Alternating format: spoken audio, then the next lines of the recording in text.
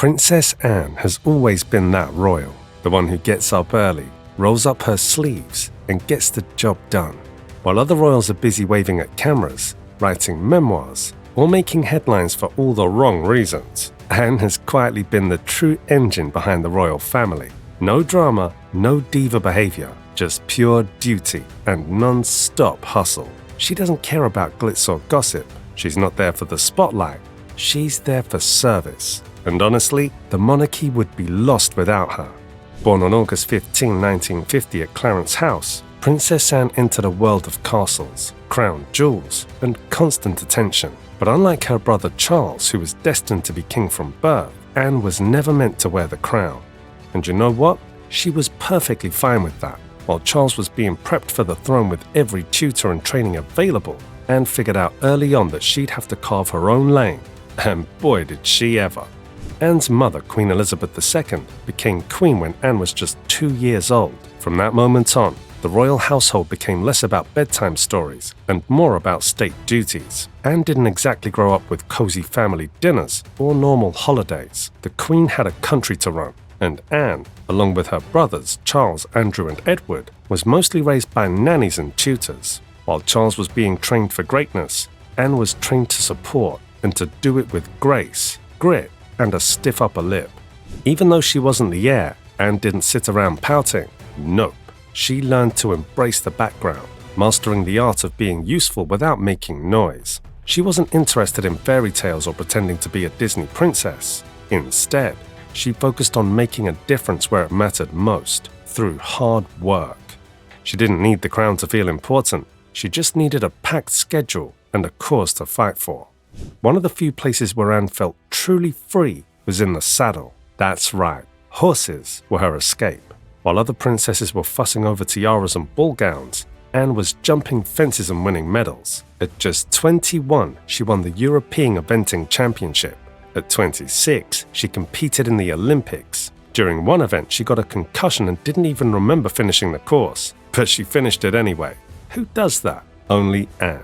Pure grit. Pure class. Her love for horses wasn't just a hobby. She went on to become president of the International Equestrian Foundation and has supported horse-related charities for decades. She's also been the patron of riding for the disabled since 1971. Yes, over 50 years. She doesn't just wear badges, she earns them.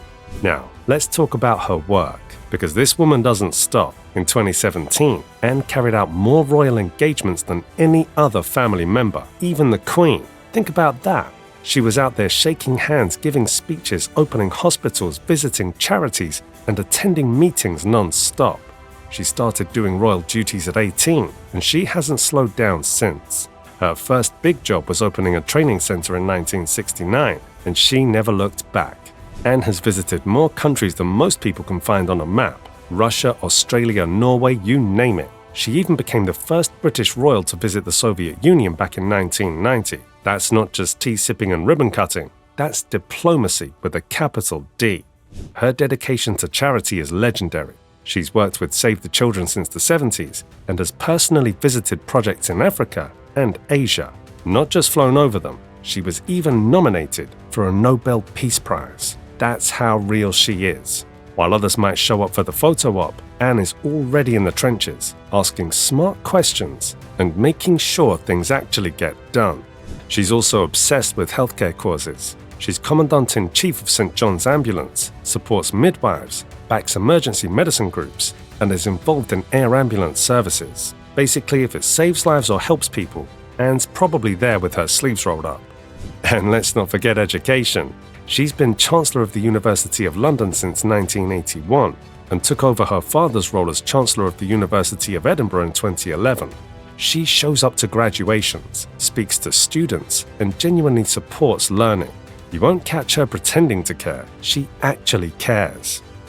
Anne doesn't go for trends or fake smiles. She's earned a reputation for being blunt and straightforward. They used to call her royal rudeness. But let's be honest, it's because she didn't pretend to enjoy nonsense. She's the kind of person who says what she means and means what she says. When someone once asked what to do with her time, she simply said, "Keep me busy. I'm here to work." Iconic. She also went against tradition and refused to give her kids royal titles. She wanted them to have real lives, not ones ruined by protocol and pressure. That's a power move. Her children Peter and Zara have grown up relatively normal and successful without all the royal strings attached. Her bond with her older brother Charles has been one of loyalty and mutual respect. They were close growing up and remained close throughout the years. During Queen Elizabeth II's passing, Anne was by Charles's side, standing guard at their mother's coffin. She was the first royal woman ever to do so, and during the coronation of King Charles, she took the role of gold stick in waiting, a symbolic protector of the monarch. She even rode on horseback behind Charles and Camilla like a knight in armor, except it was Anne, so probably better. Their relationship is sweet and steady. They laugh together, joke around at official events, and call each other by childhood nicknames. She once greeted Charles with a "Hello, old bean" in front of cameras. It's clear they've always had each other's backs, and in a family that often feels like a soap opera, that's rare and precious. Even now in her 70s, Anne is still adding titles to her name. She recently became president of the Commonwealth War Graves Commission, which honors those who died in war. She never stops finding ways to serve. While other royals step back, Anne keeps stepping forward. King Charles got some scary health news in early 2024. He was diagnosed with cancer. It wasn't prostate cancer, but something doctors found while treating him for something else. The palace didn't say exactly what kind, but they made it clear it was serious enough for Charles to step back from royal duties for a while. And just like she always does, Princess Anne jumped in like a total pro. While Charles was quietly getting treatments and trying to recover, Anne picked up the slack. She attended all the events, smiled for the cameras, and made sure no one noticed the king wasn't around. She did it without complaining, just like always. But behind the scenes, not everything was peaceful. There were whispers of tension between Anne and Queen Camilla. Apparently, Camilla wanted Charles to keep showing up for public appearances to make the public feel everything was fine, even if it really wasn't. Anne thought that was ridiculous and believed Charles needed full rest, not more stress. Things got even messier when Anne reportedly said it was time to tell everything and called out Camilla for not stepping up.